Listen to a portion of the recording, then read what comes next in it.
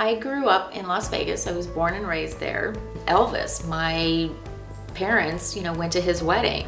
Growing up with these kind of people was just something that, we never thought twice about. And when you grow up and you realize things aren't like that everywhere else, it's kind of a funny thing. She and her two brothers grew up working in the hotel business and in the restaurant business. You worked any shift that you were told, and we all had to work in the coffee shop for my aunt. You didn't get to pick your days off. You worked the schedule you were given. You did what you were told to do. You deal with it, and that was part of what she is today. Her childhood experiences sculpted Esther into a career woman who poured herself wholeheartedly into everything she did. In a place like Vegas, where men seem to hold all the cards, this armed and fabulous woman refused to play by the rules. When I graduated from college, I went to work for one hotel, and I was the media buyer, and was fortunate enough to meet some other people when Sheldon Adelson bought the Sands Hotel, which is now the Venetian. And I was hired as the director of advertising and PR at the age of 24. So I was the youngest director of a major strip property ever in Las Vegas. There were 35 executives on the entire staff. Only 3 were female. We had a mutual friend who over the years would fix me up with various people. Our annual shopping center convention is in Las Vegas, and each year at the convention, Terry would have a big party. So I asked Terry, I said, well, I'm going to be out for the convention, and I know you're going to have a party. Why don't you fix me up with somebody? We finally meet, and we have 3 dates in a row, and I'm in the middle of a political campaign, and I ultimately, in a matter of weeks, give up my campaign for public office, and we get engaged. We met in May at the convention. We got married in September. I would have never imagined that I would have left my hometown that I was so connected to and such a big part of, to move to Indiana, give up everything and get married and move away. But it's been an interesting journey, and I dearly adore my husband. And so, we've been married 11 years, and he's just fun. We truly enjoy spending time together and are happy spending time together. Esther's gaming background from a life in Vegas led to an unexpected place at her new home in Indianapolis. After several more political campaigns, she switched gears entirely and took on a new project, cleaning up the Indiana State Lottery. They weren't making the money that they really should have been making, but it was by virtue of the fact that no one had really come from the gaming industry ever. And so the industry thinking was that if you do the research, it will show that gambling, and specifically lotteries, target out the poor and minorities. Couldn't be anything further from the truth. Our primary market were men 25 to 45. Secondary market were women 35 to 45 with a college education. That is hardly a minority and hardly the poor. So when you start developing those games to attract, who your core audience is, I put a lot of policies and procedures and plans and develop games that, did that. She's not afraid to get in there and do what needs to be done. You're not out there for a popularity contest. You're out there to get something done and to accomplish something. She's got a good track record of doing that. We had the most profitable years from a net revenue standpoint of any other year that the lottery's been in existence. Off and on, periodically, things would happen in my life that would bring me back to shooting. I basically was assaulted in a hospital parking lot. I had literally gone in one way of a parking lot, and a guy had gone in another way, and I saw a spot. I got it. Didn't see him coming. Went in, got my prescription, came back out, and he was sitting in the same spot on the hood of his truck, and he's yelling and screaming at me. So I get in my car, and he turns and starts to follow me, and my car gasoline thing, the light starts flashing and the bell's dinging like you're gonna run out of gas. And I'm like, he cut my fuel line. I'm really mad. So I pull in the emergency entrance of the hospital where the ambulances go, and he sees me and he pulls in the main entrance ahead of me to the parking lot for the hospital. And I'm like, who is this guy? So by the time I walk out of my car across just a little driveway into the hospital, I'm a train wreck, and I just burst into tears, and I'm frightened, as I should be. And there are 2 police officers in there. We go back out to my car, put the key in the ignition, and the bell's not dinging, the light's not flashing, nothing. Still to this day, don't know what happened, other than I'm gonna say God said, she needs to get out of here. This guy's not safe. And that kind of brought it back home to me again. It changed my life. And that's when I started carrying a gun again. Not that you would do something, but at least you knew you had the means to protect yourself. One time when I got married, I didn't have anything to do here. I didn't have a job. So first thing I did was look for a place to ride. And since then, we've had quite a few horses.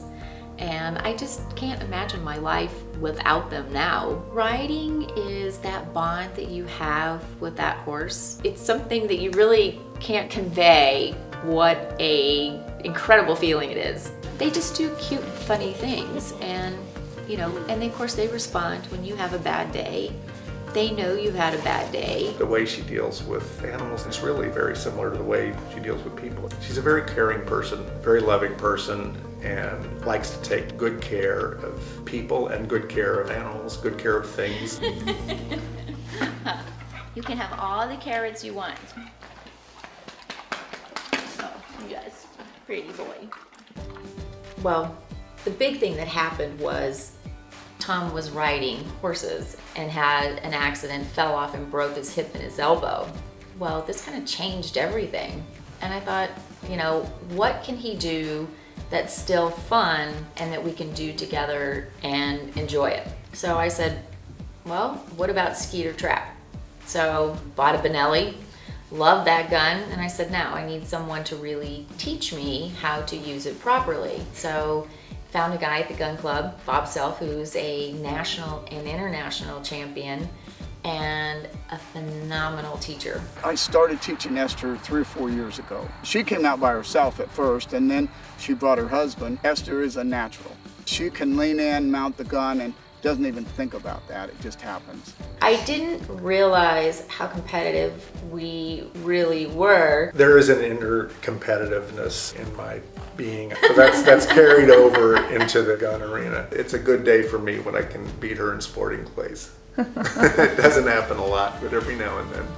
So now it has gone from the skeet and trap shooting to sporting clays to bird hunting and to deer hunting. You can enjoy shooting sports at any level.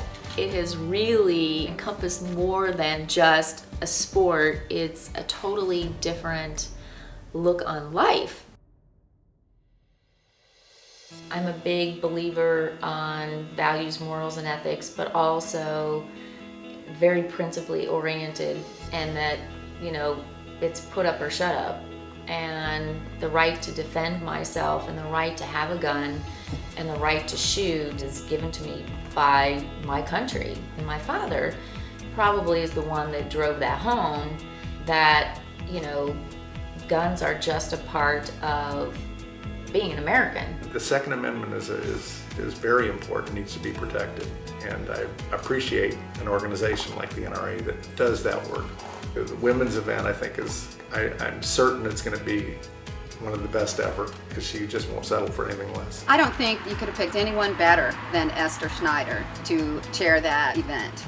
Esther doesn't float along. She's a hard charger, she gets things done. She doesn't take something on unless she wants to do a good job with it and be successful at it.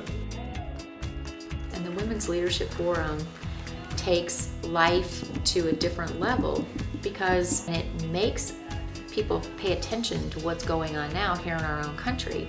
Women in another country can't drive, they can't vote, they don't have a voice.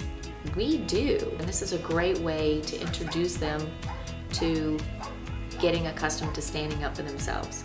That learning to shoot, learning to speak up, learning to get involved, learning to motivate others to do the same thing.